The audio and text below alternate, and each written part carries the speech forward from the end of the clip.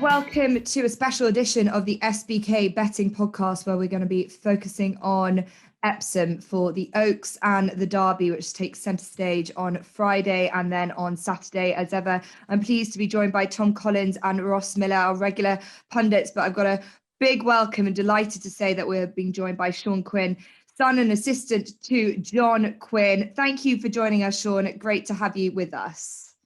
Yeah, thanks very much, Jess. Great to be with you. We can't begin without asking you about your season, how it's all going. Also about your stable star that is Highfield Princess. But you must be really pleased with the way things were going at the beginning of the season. Yeah, thankfully the horses have hit the ground running. We'd a handful of winners on the all-weather prior to the turf, and since the action has picked up on turf, the horses have been running well. As you say, Highfield Princess has really flown the flag. She won a good all-weather race, and then of course took her form to a new level when winning the Duke of York Stakes. Plenty of horses in behind her have been doing nicely. 2-year-olds are up and running, and the handicappers are running well, so I can't complain. I spoke to your jockey Jason Hart at Redcar on Monday, and he was delighted with the way that Highfield Princess was in her work recently. Is all systems go for the Platinum Jubilee to take on some of those international raiders? Yeah, that's the hope, Jess. Jason was in this morning, and he worked her on the grass, and she worked very pleasingly. She just seems to be right at the right time. So we're sort of keeping fingers crossed, and it's that time where you're just hoping that everything goes right. Really, 2.5 weeks until the Platinum Jubilee, but she seems fine in herself, and as is often the case, maybe not so much in recent years owing to COVID restrictions, but there's a real international look to that Platinum Jubilee. I'm sure the foreign raiders will turn up, and it'll be a really good contest. Yeah, I know you had so much success last year as well, and it's made even sweeter that she's owned by your landlord, isn't that right? Yeah, indeed.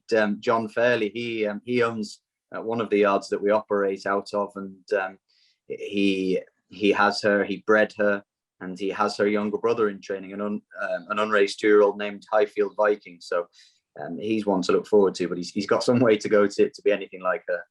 Well, you don't need to start on the heights, because she obviously came from that mid-level 50s rating. So you do wonders with your horses. It's fabulous to see. Well, we look forward to checking in with her as we get as we head into Royal Ascot. But as we said, we are going to focus on Epsom this weekend, and I'm pleased that we're coming off the back of a good weekend in terms of our selections. Russell won impressively at Haydock 10-1 as well when I put him up. So I was really pleased to see that. He looks like a group horse in the making, and Ross and TC were both very confident on Stila Rossa, who kept that Haggis steam train rolling at 5-2. So we're in all right form as we head into a huge weekend of classic races. So we're going to begin on Friday. We'll start with the first of the Group 1s, the Coronation Cup, which has got a good feel to it, albeit it's sort of fallen apart a little bit in the fact that we don't have any of the standout 3-year-olds from last year turning 4-year-olds. No Adayar, no Mojo Star, but 6 runners.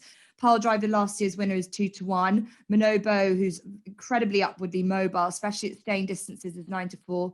High definition off the back of his career best second in the Tassels Gold Cup is 7-2. Hookham, who can put in some exceptional performances, but probably better known as Baid's brother now, is 5-1. Living Legend's been supplemented. He's 10-1.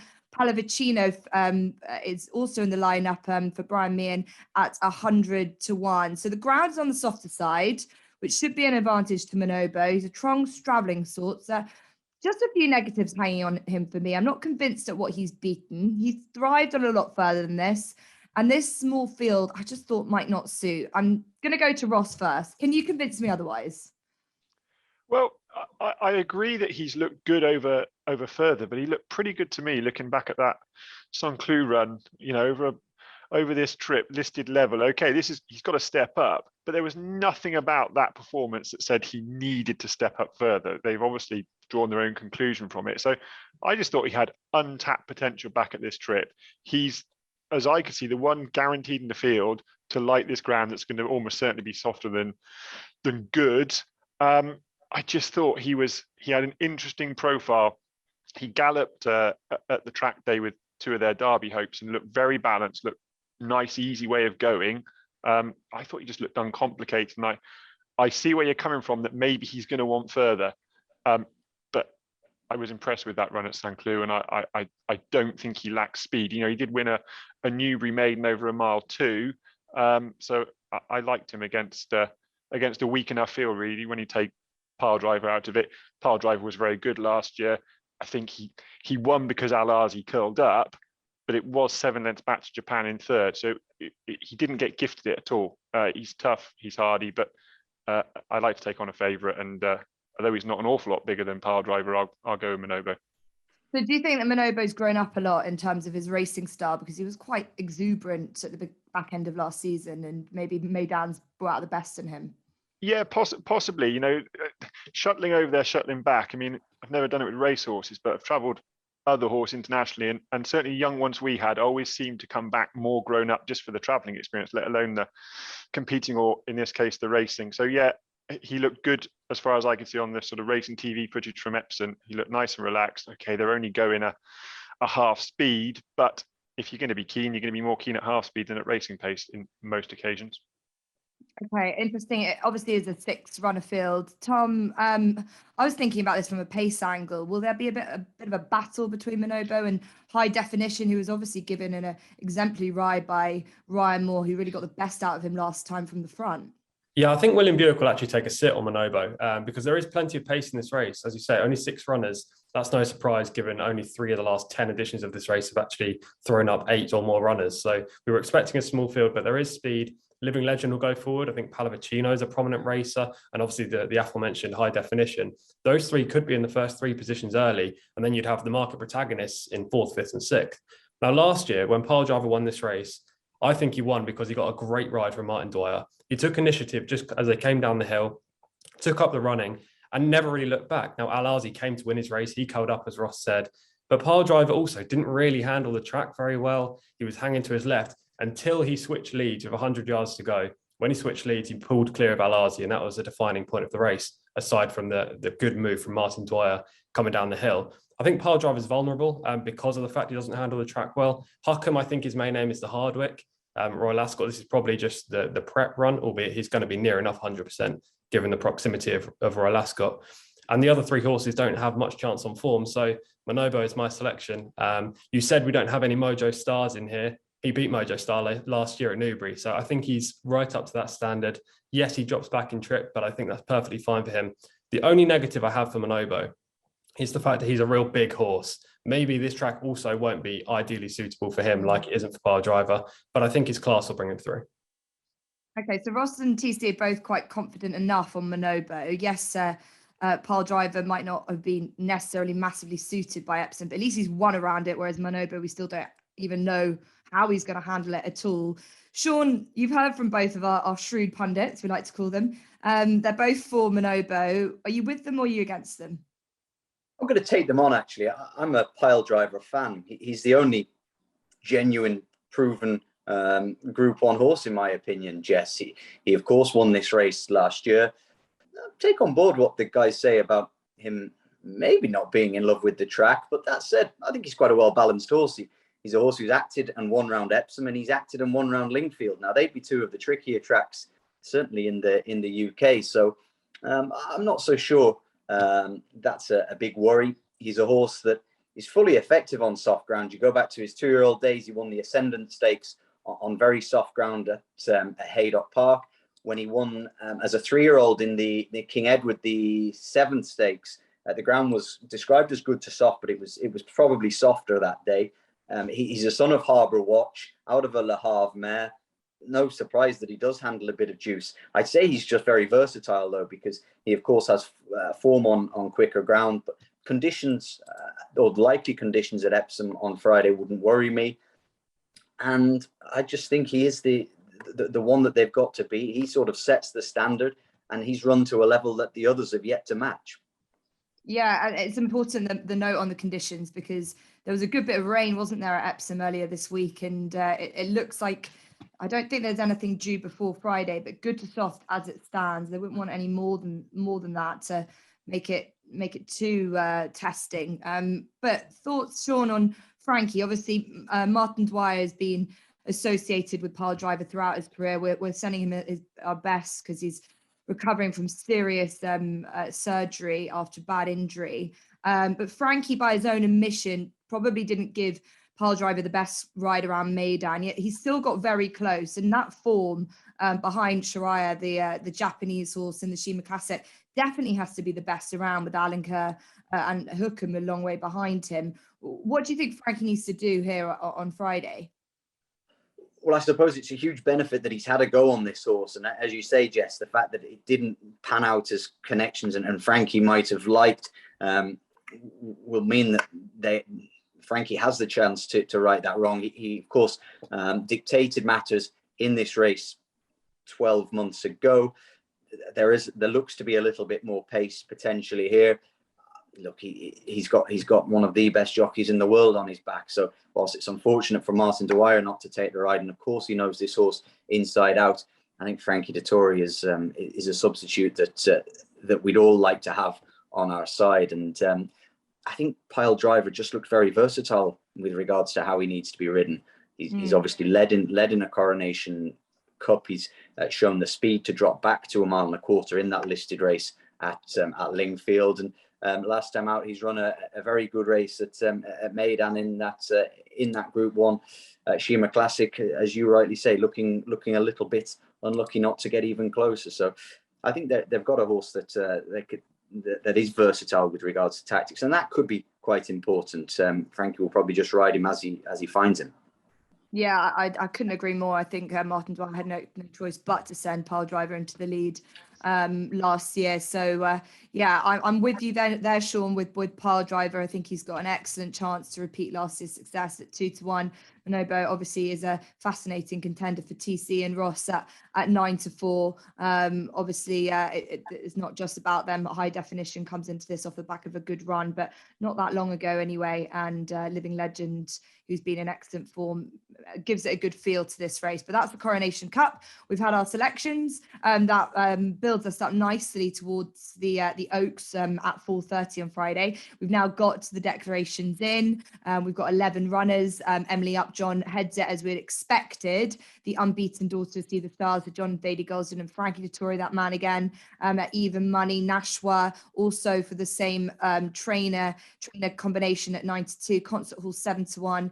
Tuesday and with the Moonlight 8-1. Tranquil Lady 14-1, 16-1. Bigger the rest. All the hype has been around Emily Upjohn. She's an imposing looking filly from what I can see on the TV. I'm really looking forward to seeing her in the flesh. She was fairly keen last time out at York in the Musadora, where she was extremely impressive in the end. She's been training in a hood. What have you made of her, Sean, and what she's done so far and what she could be coming into this race? I think she's been pretty faultless, Jess, and I find it hard to knock Emily Upjohn. There's plenty of upside to this filly. I just think she's probably as tight as I'd like her to be in terms of the betting. But that's fully deserved on the back of that win last time out in the Musadora, where she ran away with it. And of course, the hype really started with this filly when she carried that penalty in the Sandown Novice and ran away with that race. And the thoughts from Frankie Dettori post-race ensured that she went onto plenty of people's shortlists for this contest. And what she did at York gave us no reason to really knock her off that shortlist. And she's fully deserving of a place at the head of the betting. She steps up in trip by a further furlong and a half here, Jess. But really, that's not going to worry me too much. She hails from a good staying family, albeit her siblings never quite won it this far, but they were by quicker stallions than See the Stars maybe. So that's not a worry in my eyes. Yeah, actually, John Gosden was interesting when we were doing the comparisons. It's cruel to bring up the likes of Enable and bring up the likes of the best Oaks winners that they've had. But she actually, interestingly, said that she'd be more of a Tagruda type and talked about that speed, the natural speed that she had. Looking at her and seeing how exuberant her style is, do you think that's something that we should be concerned about in this Oaks? Not greatly, as you say. The fact that John Gosden was able to compare her to Gruda speaks volumes for the filly. Enable was out in a different league of her own, but Gruda was a mightily good filly, and If this filly can match her level, then she will most likely win on Friday. As you say, she maybe took a little bit of a grip at York in the Musidora, but I'd hope that with 11 runners, they might go a decent gallop here, and that should allay any fears. Yeah, I think that's a really key point about how this race might develop. Tom, I'll come to you next about the overall look of this race, because Aidan O'Brien has a stranglehold over this, as he normally does. He's got some really intriguing fillies in this that have got more racing experience, especially Concert Hall. She was a busy enough 2-year-old. So horses like that, when I've always looked at the Oaks, have been the ones that I want to keep on side, because they'll know how to race, and they'll know how to. And you sort of feel like they're the ones that probably might thrive a little bit better with this challenge. What are your thoughts? Yeah, it's an intriguing race. I think Aidan O'Brien holds the pace angles in here. Maybe the Algarve, the outside of the field. Thoughts of June will probably be up there as well. And Concert Hall, I imagine, will be near the pace. I think it's an intriguing field. I completely understand why Emily Upjohn's favourite. Arguably, she should be odds on, but the official ratings suggest she doesn't actually have as much in hand as the visuals suggested in the Musidora, which is probably why she's odds against. I think she's the favourite, the horse to beat by far, and by far the most likely winner of this race. But at 6-5, I don't really want to play her. I do think there's a slither of value there, but I'm back in the short price favourite in the Derby, which we'll come to soon. So I don't want to be back in both favourites in the classics. So I'm going to take her on, despite the fact I think she'll win. And I'm going to take her on with Tranquil Lady for trainer Joseph O'Brien. I think this is the best horse from the Irish contingent. Now, I know Aidan's got a couple of challenges, Tuesday and obviously Concert Hall, but I really liked Tranquil Lady last year. She ran 3 times. Joseph didn't really try her at the top level. It seemed like he already had an eye to the 3-year-old campaign with her. He tried her in a listed race on her final start after she broke her maiden. And she ran really well to finish second. She only got beat by a real nice sort trained by Paddy Toomey, who I think is going to Royal Ascot for one of the Group 1s on her first start this season, which just suggests the regard that she's held in. And then Tranquil Lady this year, she came back, she ran okay in the Southfield first time up. On the face of it, she finished 4th, and you're thinking, well, that's a little bit disappointing given the promise she ran with last season. But the third subsequently bolted up in a listed race for JL Lyons. The winner finished 3rd in the Irish 1,000 guineas. So the form is stacking up nicely. Last time out, Tranquil Lady was a different beast. She won really well. I think she's a real nice sort in this race. Double figure price is enticing. And the fact that Tom Marquand is booked is another big positive. Yeah, 14-1. That's what I was going to mention. Obviously, Tom Marquand was on board Joseph O'Brien's St. Ledger winner, and he knows how to take up big rides and make the most of it. Do you think that this was a good, positive jockey booking, despite the fact that the likes of Shane Cross, Dylan Brant-Monagle recently have been on this filly in Noel? Is she uncomplicated enough, essentially? Yeah, she's definitely uncomplicated. Obviously, it's not ideal for the likes of Shane Cross and Dylan Brant-Monagle, but look, you do want to see those jockeys continue to have the rides, retain the rides, but Tom Marquand is a brilliant jockey. I recently ran a poll on Twitter, actually, just to see who punters thought was the best jockey around, and Tom Marquand won the poll, which just suggests how well he rides on a consistent basis. We know how fickle punters are, especially on Twitter. So the fact he won that just shows his talent, and look, Joseph couldn't have found a better man to take the ride on Tranquil Lady. Yeah, he's so good at educating these horses, I think. I'm sure, I'd like to get your thoughts about this, actually, because obviously a jockey at this moment, Tom Marquand's riding like a man possessed, but he's also riding such fabulous horses for William Haggis and his boss. So he's able to sort of get the experience of all different types of horses. So can you see where sort of Team Valley and Joseph O'Brien are coming from when they have a filly like this and they want a man for the bigger occasion? Where do you guys stand on jockeys when it comes to things like this? Yeah, absolutely. I thought it was very interesting as well a few weeks back on French Guineas weekend that Tom Marquand was over in France riding for André Fabre, riding a horse owned by the Coolmore partners. Whether that's a link up that we might see more and more as the years go on, I wouldn't be shocked at all. He's a man riding at the top of his game, and of course he's still very, very young, so you'd have thought he's got plenty of big years ahead of him. And as you touched on there, Jess, big races might call for big race jockeys, and Tom Marquand is becoming a go-to jockey.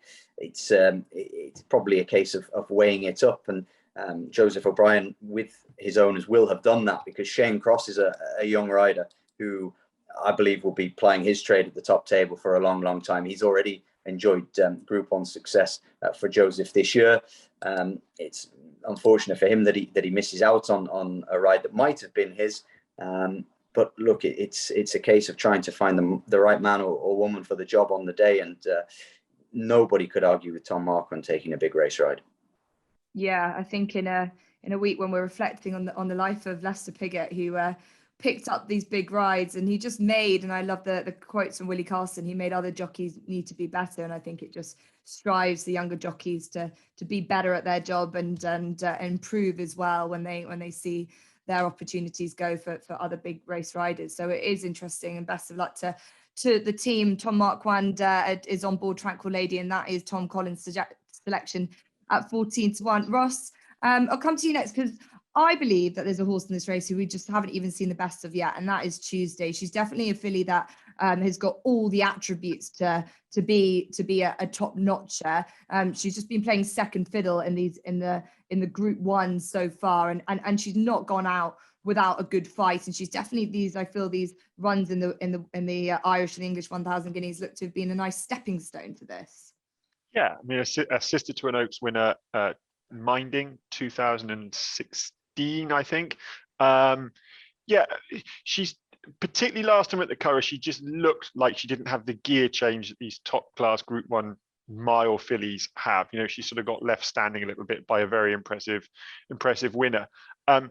If this step up in trip, like it has for her four sister, brings about some improvement, I don't think she's got an awful lot to do to sort of get there. She's got plenty of experience. She's pretty battle hardened now, which I like around Epsom. And I take on board what the guy said about Emily Upjohn being the most likely winner. She's clearly got stacks of ability, but she was very keen at York, and I thought she looked keen enough in a gallop at Epsom as well. And I don't think she looked. I'm not saying she didn't handle the track, but I thought, to my eye, it looked like Frankie was having to do an awful lot of work down the hill and around the bend to balance her. And then whether it was because he wasn't fully riding her out, but she certainly had her head to the right up the straight. I'm not saying for a second that's going to stop her winning, but it certainly stops me wanting to go in at a short price. Not that I ever need much persuasion to not. So yeah, I thought Tuesday had plenty of talent. She's been knocking on the door in Group 1s. This Oaks doesn't have a previous Group 1 winner in it. She's got about, the best level of form in a Group 1, second and third in 2 guineas.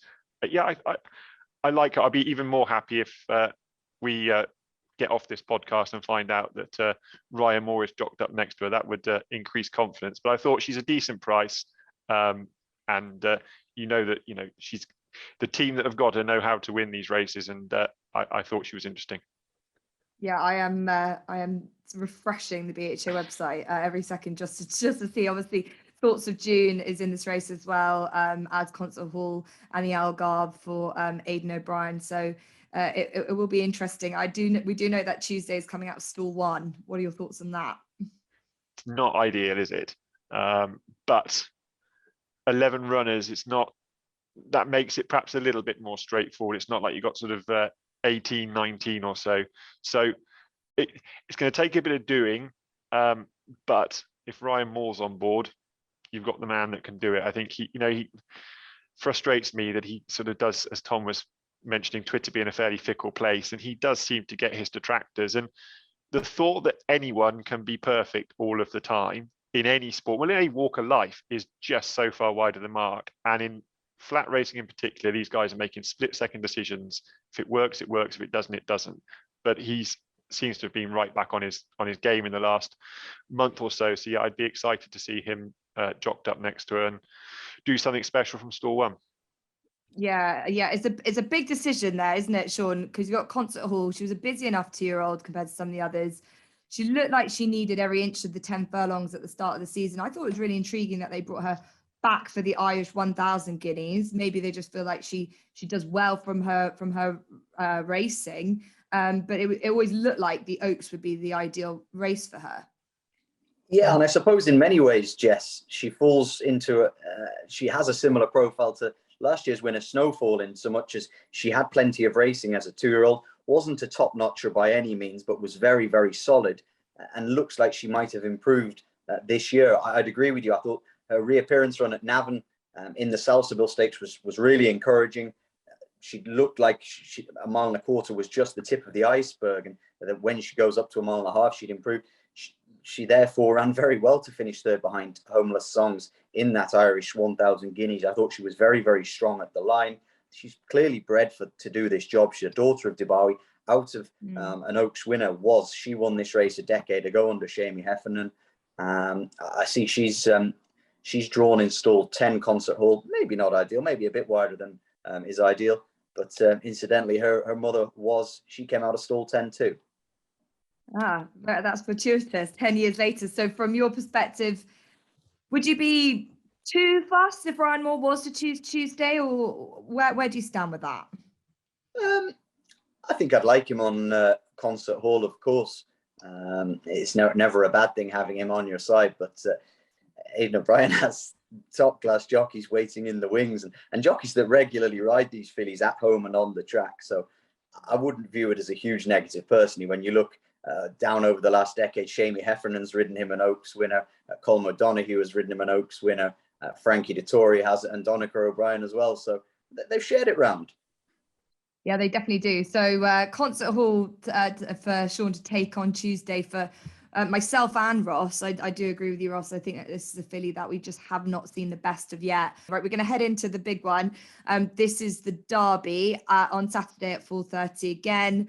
We've got 1 mile 4 furlongs as the trip. We don't have the final declarations yet, so we don't know the draw, which is always a big aspect of this, because we're likely, I'd imagine, most of these that have come in at entry stage to stand their ground. And Desert Crown, the unbeaten Desert Crown, is 2 from 2 and is 13-8 to give Sir Michael Stout and our SBK ambassador Richard Kingscote a Derby success. Stone Age for Aidan O'Brien is 7-2.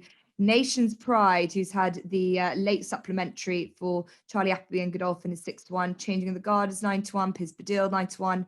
Star of India, Walk of Stars, and Westover 16-1. And Aidan, who is confirmed to be definitely going here as opposed to the French alternative, is 20s, along with Nahani and Royal Patronage, and we've got 33-1 bigger the rest. So this is, I believe, one of the better derbies we've seen in a long while, and the success of Adia last year beyond the Derby has probably helped it, as there have been some shock winners who have flopped following their successes in recent years too. So I'm pleased that the Derby's got a really good feel for it. Yes, we don't have already a Group 1 winner in this, but there's plenty of those with enough potential. TC, Desert Crown is a horse we've kept close attention on since that facile Nottingham victory.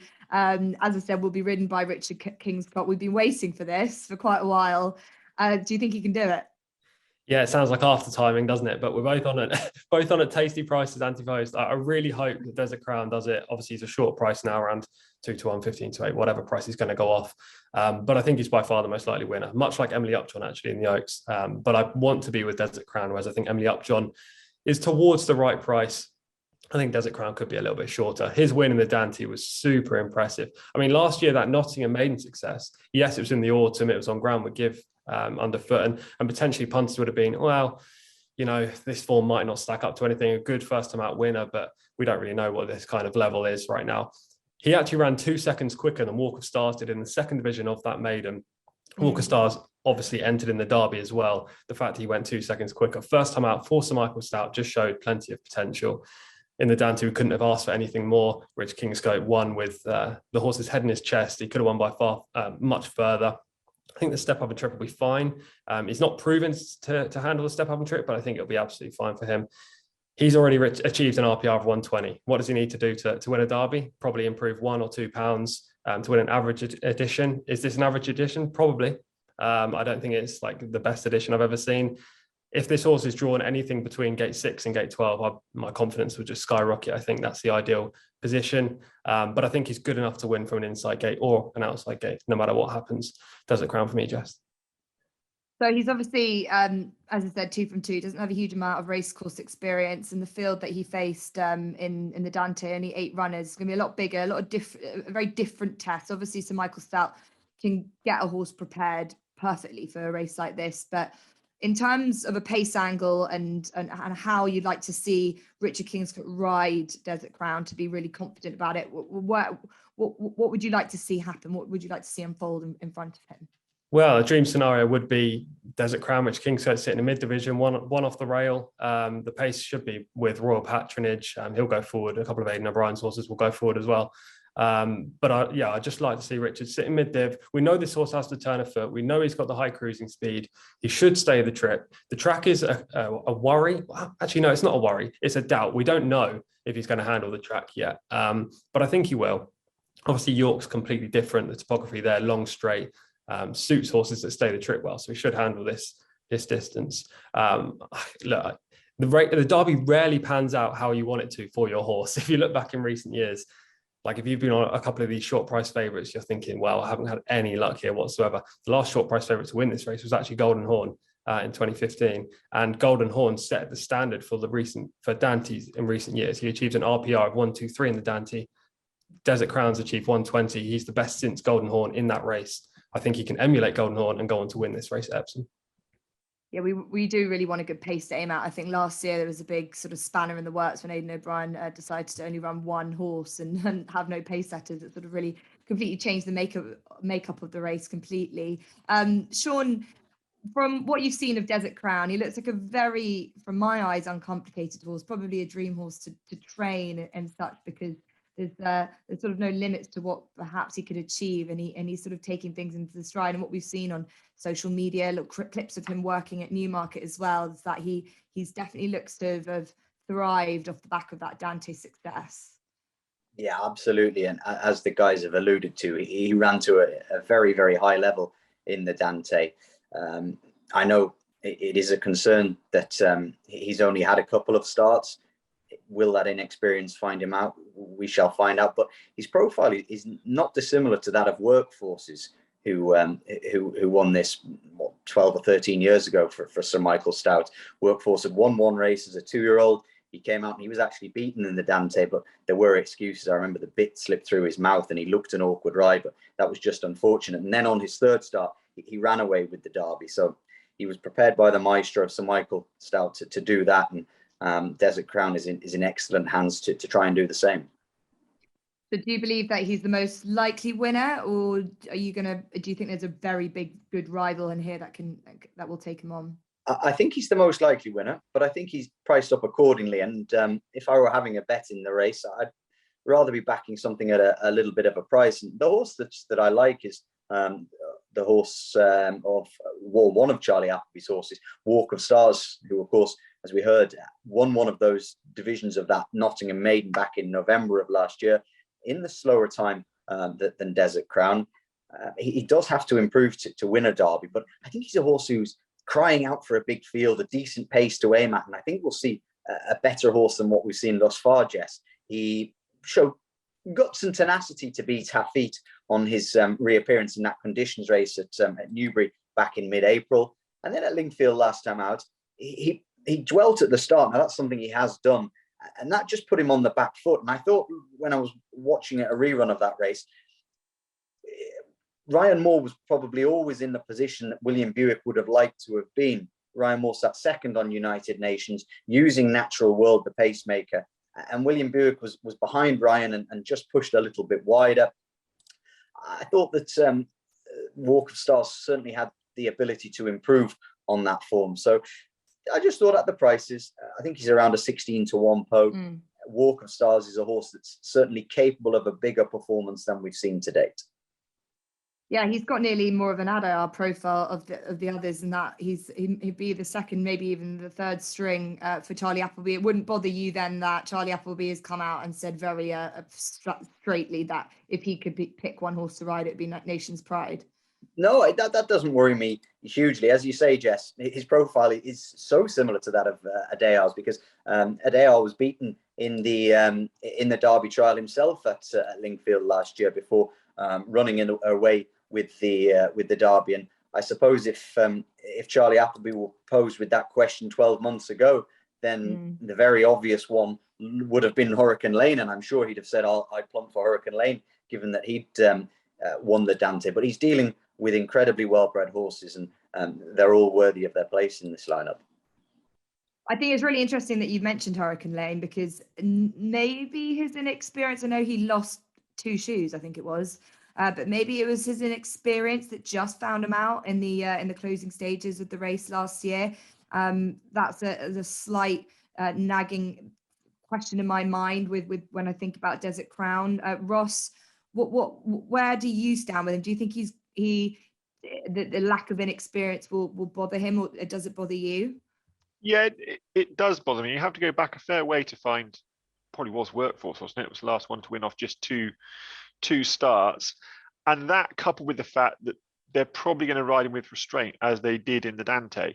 And as TC alluded to, you're then relying on luck in running. So pretty much anything that's not in the van is relying on luck in running. So I'm not saying that's a reason not back him. It just puts me off at a short price. There's plenty of traffic problems, because you're guaranteed 1 or 2 in this field won't handle the hill and the bend, and it's just which direction they go when they don't handle it, and where they're situated in the field as to what the knock-on effect is. So it's just not a race I'd fancy going in at a short price.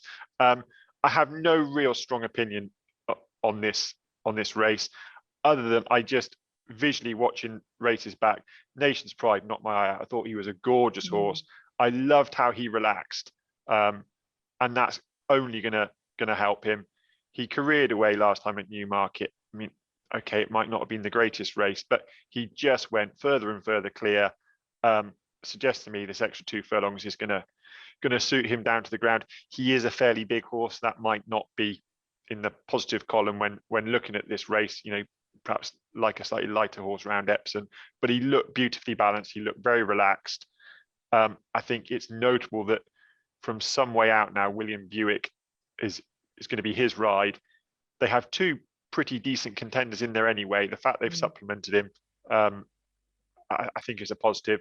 So in a race where very few of the winners would surprise me, I'll go with him at a little bit of a price.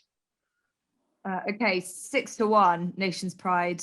Probably will get shorter than that as we get to it, because I think that Desert Crown at 13 as it stands, that is short enough about a horse that we have brought up the slight just concerns, not about his ability, just about where he is right now, and whether he's even the full package yet, whether that inexperience will find him out, whether the Epsom test might just be a lot for him at this stage of his career. I suppose we haven't spoken enough about Stone Age. We haven't spoken about Westover as well, Ross. Horses that have got, you're looking at those prices. Westover 16-1 about a horse by Frankel. He can definitely stay, and that's the one aspect I think it's worth touching on is the stamina aspect of this race, and it does find horses out. Why couldn't a horse like Westover get involved at 16-1? Absolutely could. I mean, and again, as we said with the Oaks, there is no previous Group 1 winner in here, so we're going sort of on what they've shown and what they might show. I think it's anything that Coolmore choose to run here. They have these lovely stout pedigrees. Of course they can step up. And as Sean alluded to, they don't always get it right in the team. There's been plenty of second and third strings that have won this for them. Stone Age I liked. I thought he was a smart looking performer, and again he looked very professional in what he's done so far. So yeah, I think it's a wide open race, and for that reason alone, I'd be keen to look elsewhere.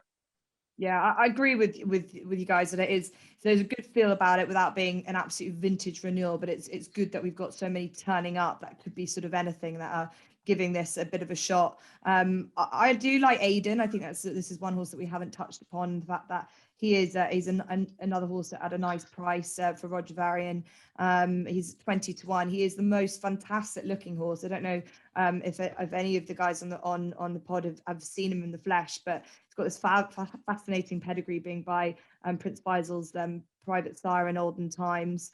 And what he's done, Sean, I'll get your thoughts about it. What he's done this year, coming from off the back of 2 place efforts at Newcastle to absolutely thump a all right field at Newmarket, and then finish a really encouraging fourth in a Guineas in a similar way that Massar did only a few years ago.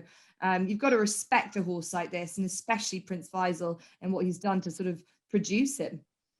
Yes, indeed. He was so impressive, wasn't he, Jess, when winning that listed race? I think it was at the Craven meeting back in the middle of April, and he ran a very, very pleasing race, finishing fourth in the Guineas. And I suppose if Luxembourg, who'd finished third in that race, were okay and came forward from that run, he would likely be, if not the favourite, he'd certainly be very short for this contest. So therefore, Roger Varian's colt might appear to be overpriced. I know Connections debated for a long time as to whether to send him to Epsom or to send him to France for the French equivalent of this race. They've chosen to roll the dice. He certainly looks like a horse that wants further than the mile that he ran over last time out. Will he stay this kind of a trip? I would have thought that he should stay the mile and a half, no problem. Obviously, being by olden times, he's out of a Frankel mare.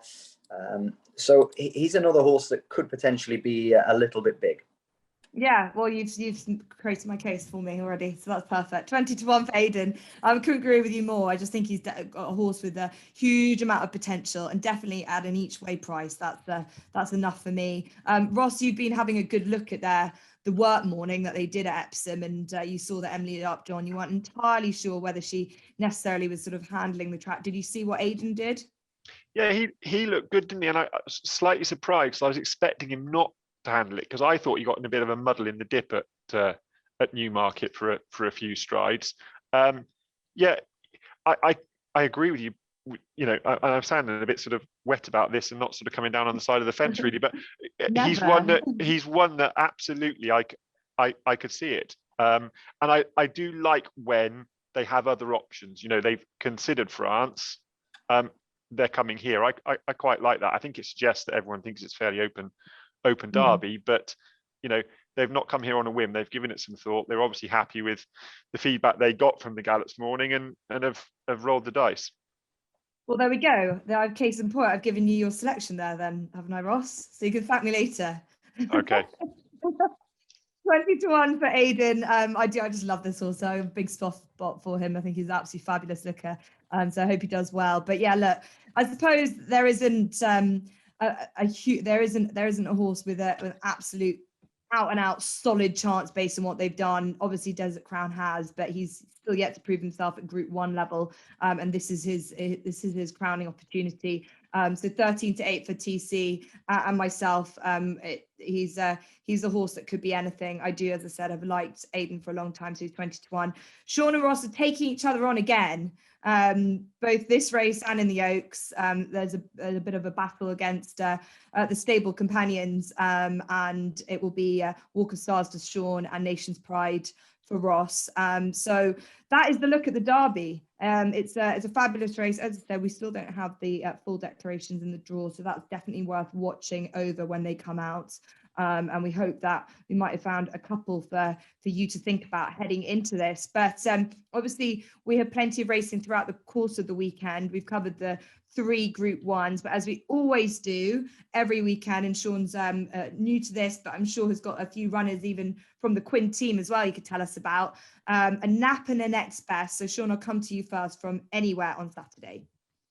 Yeah, looking for a nap. I was going to actually go with a horse on Friday. I thought Pyledriver was very obvious in the Coronation Cup. As we touched on earlier in the podcast, in my opinion, this is the only proven Group 1 horse, winner of the race 12 months ago. So he'll get the nap vote for me, Jess. Brilliant. The nap for Pyledriver, we're both pretty confident on him. And your next best selection from the weekend? Yeah, I'm going to go from the heights of Epsom to Musselburgh on Sunday, but it's not a bad card because, of course, it's another of those Sunday series cards where the money is so good for the middle bracket races that they put on. Plenty of 0 to 80s, 0 to 90 contests. We've got a horse of our own scheduled to run in the 6:15 race. A horse called Brazen Bolt, who did particularly well last year. He did nothing but progress, and I'd hope that he can do the same this time around. He was a winner at Newmarket 3 weeks ago. He won a 6 furlong race, a hands and heels race. There was plenty that went wrong from that day as well, Jess. He only really just got away with 6 furlongs. He got up on the line to win. And it was a day at Newmarket where there was a huge bias towards getting onto that stands rail. We had another filly that finished second on the same card, Truly Acclaimed, and she couldn't get the rail. She subsequently came out and won at York. Brazen Bolt's race from Newmarket has worked out quite well. The 4th place horse, As If By Chance, won really well at Thirsk earlier in the week. I think you were at Thirsk for that meeting. So nice that the form's got a boost. And this has been the plan with the good money on offer. I think it's just over 13 grand to the winner. We decided we'd keep him for this race, back up at 7 furlongs. Hopefully he can go well. Well, best of luck for you, to you. That's a really good insight there about Brazen Bolt for the Quinn team. So that's at Musselburgh on Sunday if everything goes wrong. On Saturday at Epsom after our selections. TC, where are you heading for your nap and your next best? Yeah, both on Saturday. The nap's going to be Nietzsche's Star in the 5:21 at Doncaster. I was in the Sky Sports studio 2 weeks ago when this horse ran at Lingfield. He was heavily backed. He was tipped by a leading tipster, and he was running on a handicap debut off a mark of 63. He absolutely bolted up. Like, he could have won by 10 lengths if he was more professional, and 2, Tom Queally actually wanted to win by 10 lengths, which obviously he didn't. This horse was far ahead of his mark. Last year, he was highly tried in 3 maidens. He looked really inexperienced. Perhaps he was just a shell of what he is now. But I think after just an £8 rise, he'll follow up at Doncaster on Saturday. The next best comes in the dash, which is absolutely crazy. And I know everyone listening is thinking, what are you doing? Your next best in the hardest 5 furlong sprint ever. But it's going to be Stone of Destiny. And purely on the basis this horse, if he's ever going to win another race, it will be this race, because the dash is ideal for him. He finished 3rd in it last year. He had no luck in running. He flew home. He needs big field handicaps over 5 furlongs where the pace collapses, and the dash is perfect for that. Look, he needs a good draw. He needs a good trip, but he's £10 lower than last year. He's warmed up for this with 2 nice efforts, and he's going to be a decent price. So Stone of Destiny in a dash to 3:45 at Epsom on Saturday. Well, it takes a brave man, TC. That's you for the dash, and I'm sure Ross Miller's got his selection for the dash as well for us. Of course, you know how I love these sprints. No, I've resorted to type, I'm afraid, Jess. Gone to Worcester for the nap and the next best. The nap is in the 3:30 Nicky Henderson train, Monte Cristo. He's without a win since December 2020, but that was an impressive win off 133 at Kempton. He's now £1 below that, down from a high of 145 to 132. He'd been in the doldrums, but had wind surgery before a run last time at Aintree, and shape much better, finishing 3rd. This is much easier than that. And I think second start back after a wind up, he'll take all the beating. And then the next best comes on the same card, the final race of the day, Under Le Senier for Fergal O'Brien. I actually tipped her over fence at Haydock, and she ran abysmally. She didn't look in love with jumping fences, still travelled into the race quite well, and then stopped very quickly. She has subsequently had another wind up. Again, ran much better last time at Southall, back over hurdles, finished a race off quite well. She's £3 lower, up in trip. I think this will suit her well, and I think she'll go very close. I can't tell us that we don't like to give you a little bit of everything for your Derby weekend. So those are Ross's selection at Worcester. We always rely on Ross to give us a little bit of jumping action to keep us interested. Okay, so for me, my nap is going to be Soto Sizzler in the 3:45 on Friday at Epsom, a absolute course specialist. He loves it around Epsom. He won there last time, beating a filly of ours called Achilles, and doing it really nicely as well, under Ryan Moore, who gets on especially well with this horse. They booked him up again, which I'll be pleased to have had that opportunity. He had the cheap pieces on for the first time last time, which just kept him concentrated that little bit more when he needed to be. Those come back on again. He has gone up in the weight significantly. He's up another £6. But he's, as I said, back at a track that he really thrives on. He's got a man that, as I said, Ryan Moore, who knows how to ride, get the best out of him. And I'm really hoping that he can reproduce that excellent form he showed last time out. My next best will be with Aidan, as Sean and Ross hopefully have helped me with this one. He's got a good chance at a good each way price, I believe, in the Derby. I think it's an excellent decision by his connections to roll that dice and give him an opportunity as he continues to build from strength to strength. So That is our look at the Derby of the Derby, the Oaks, and everything in between. Don't forget our offer that new SB customers can get £30 in free bets by depositing £10. T's and C's obviously always do apply. And that all leaves me to say a big thanks to you, Sean. Thank you very much for joining us. Best of luck at Musselburgh on Sunday, and obviously with Highfield Princess as you continue on with your prep before Royal Ascot, and hopefully we'll be able to catch up with you before then to hear how she's getting on. Yeah, no problem. Many thanks for having me, Jess. Yeah, and again, a big thanks to TC and to Ross. We'll be back again next week with something very special. We have a Royal Ascot preview for you to savour. It's coming in thick and fast, so don't forget to miss that. Make sure to like, subscribe, tell your friends, enjoy the Derby, enjoy the Oaks, and we'll be back with you very soon.